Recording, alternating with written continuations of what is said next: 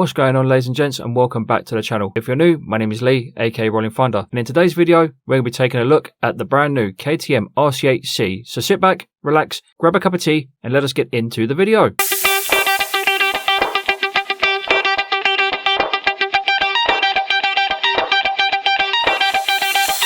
The last full-on superbike that KTM produced was the 1190cc V-twin RC8R, which disappeared from showroom floors back in 2015. So you could say that the RC8C has been well overdue. The RC8C will be limited to 100 units worldwide with an eye-watering price tag of £30,999. So what do you get for such a hefty price tag? The engine is the same 889cc power plant that graces the 890 Duke R, making 128 bhp with 101 Nm torque. The RC8C also comes fully furnished with fully adjustable WP Apex Pro forks and rear shock.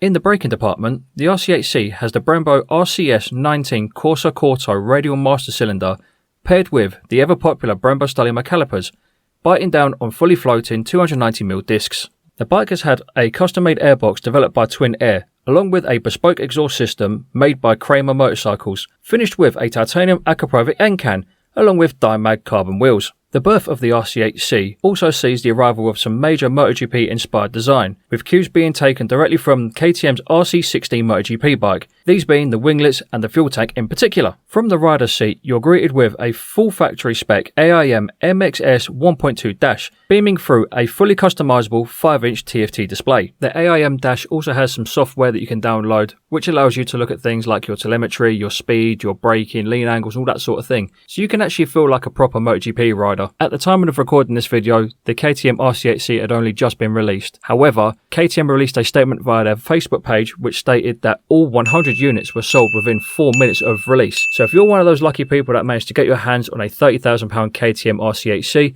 congratulations. I'll be honest, I'm not KTM's biggest fan and I probably never will be.